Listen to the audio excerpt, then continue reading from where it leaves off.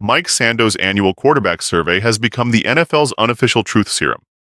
It's not just one analyst's opinion, it's the combined voice of the league's decision-makers. This year, Sando polled 50 insiders, 6 general managers, 6 assistant GMs, 6 former GMs, 8 head coaches, 5 front office executives, and 19 assistant coaches. These are people who've built rosters, schemed against stars, and seen up close which quarterbacks win games and which ones get you fired. The results? Tier 1 is as predictable as it gets. Patrick Mahomes, Joe Burrow, Josh Allen, Lamar Jackson, and Matthew Stafford. No debate there. Tier 2 is where things start to get interesting. Daniel Jones, Justin Herbert, Jared Goff, CJ Stroud, Jalen Hurts, Baker Mayfield, Dak Prescott, Jordan Love, and Brock Purdy all made the cut. You could quibble about the order. I'd probably bump Bo Nix a little higher, but the general framework works. Then comes the curveball. Caleb Williams landed at the very bottom of Tier 3, and 15 voters, nearly a third, already dropped him into Tier 4. That's the same tier as late-stage Russell Wilson, Daniel Jones, Spencer Rattler, and Joe Flacco. In other words, quarterbacks you don't build your franchise around. The feedback from coaches was blunt. One defensive coordinator said Caleb was the worst quarterback we faced when it came to processing and getting the ball out, criticizing him for holding onto it too long. An NFL head coach called his processing alarming after watching the film. Making matters more curious, Lions head coach Ben Johnson decided not to play Caleb in a recent preseason game, even though Mahomes, Burrow, Bryce Young, and even rookie Spencer Rattler all took snaps.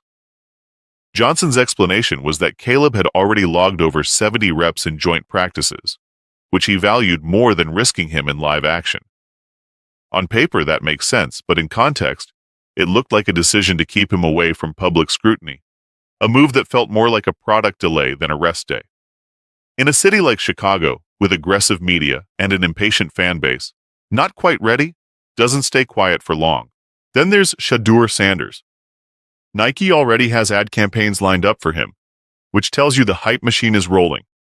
Physically, he checks the boxes. 6'2", 218 pounds, smooth throwing motion, accurate, and mobile enough to extend plays. I think his talent puts him in that Dak Prescott range, maybe with slightly better ball placement. He's not a physical unicorn like Mahomes or Josh Allen, but he's good enough to win a lot of games if the rest of his skill set is sharp. The problem is that if you're not elite in raw traits, you have to be elite in the intangibles: leadership, preparation, film study, emotional control. Tom Brady made a career out of this. Dak Prescott has thrived because of it. For quarterbacks like Shadur, the mental and discipline side of the game isn't extra credit, it's a survival skill. That's why his recent post-game move raised eyebrows. After his preseason debut, Shadur sought out Cleveland radio personality Tony Grossi for a lighthearted exchange. It wasn't malicious, but it was unnecessary.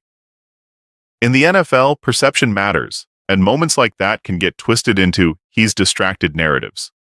Browns fans dismissing this as overreaction should remember they said the same thing about Johnny Manziel's nightlife, Baker Mayfield's commercial schedule, and early warning signs with Deshaun Watson. 3 times they waved off concerns, and 3 times it mattered. Head coach Kevin Stefanski handled the situation with composure, saying the team has a standard for quarterback play and that Shadur has things to clean up, and will. I still think Shadur was underdrafted and has the physical profile of a franchise quarterback. He's sturdy without being bulky, has a clean delivery, and plays with poise. But the NFL is roughly 65% raw ability and 35% discipline, and 35% is too big to ignore.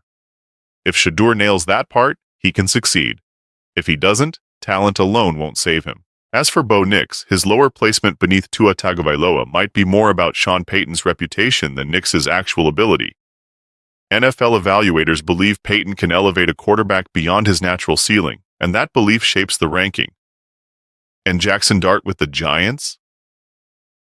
I'm already tired of the "he's young, give him time" refrain. Some quarterbacks walk into the league and handle it from day one. If Dart is that guy, we'll know soon enough. Not 3 seasons from now.